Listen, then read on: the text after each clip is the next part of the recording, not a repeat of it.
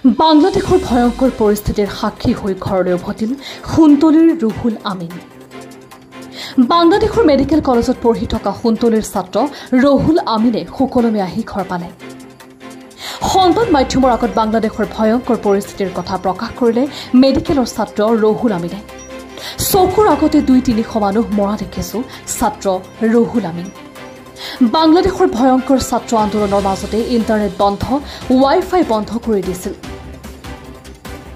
বাহিৰলৈ ওলাব নোৱাৰাৰ বাবে ৩ দিন ৪ দিন পৰ্যন্ত ভাত নাখাই থাকি হোষ্টেলত আবদ্ধ হৈ থাকিবলগীয়া হৈছিল। আনহাতে ঘৰলৈ অহাৰ বাবে ৩বাৰকৈ বিমান টিকট হৈছিল যদিও বিমান বাতিল হোৱা বুলি ক'লে ৰুহুল আমিনে। বাংলাদেশৰ এমিড সামৰিতা মেডিকেল কলেজৰ ছাত্ৰ আছিল সোণতলীৰ জাউকাটাদিয়া গাঁৱৰ শামছুল হকৰ পুত্ৰ ৰুহুল আমিন। মই তাতে মেডিকেল পঢ়ি আছো আজি ২ বছৰ হ'ল। সামৰিতা মেডিকেল কলেজ তেজগাঁও তাতে পঢ়ি আছো বাংলাদেশত। আমার হোস্টেলটো মোহাম্মদপুর, মানে বাংলাদেশ এম্বাসির একদম লগতে। তাতে মানে স্টার্ট হল আমি যাতে মানে তাৰে লোকেল পলিটিকেল লগত আমি মানে জড়িত নহয়।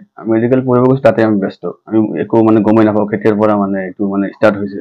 কিন্তু মেইন ইয়াৰ মানে মূল মুদ্দাটো হ'ল মানে এই যে ফ্ৰীডম ফাইটাৰ্ছৰ ওপৰত যিটো ৰিজাৰ্ভেশ্যন, সেইটো আছিল সিহঁতৰ চাগে 24 ইয়াত 26%, সেইটো হৈ গ'ল তাতে 52%।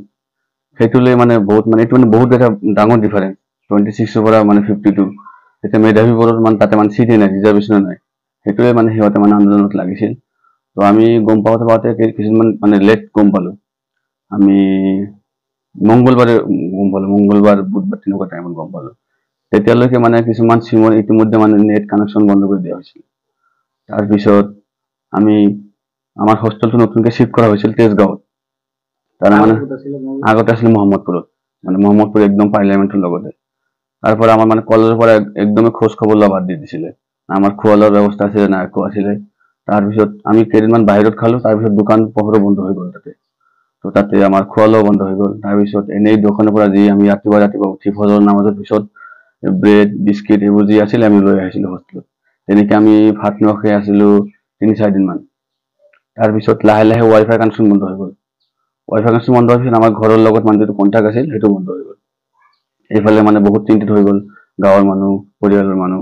তাৰপিছত আমি এতিয়া ভাবি আছিলো যে নতুন হোষ্টেলৰ পৰা পুৰণা হোষ্টেলত কেনেকৈ যাওঁ, মানে তাতে আমাৰ চিনিয়ৰবোৰ মেনেজমেণ্ট চব আছিলে। কিন্তু ভাবি পোৱা নাই তাতে মানে মেইন আন্দোলনৰ মানে পইণ্টটো হ'ল মোহাম্মদপুৰ।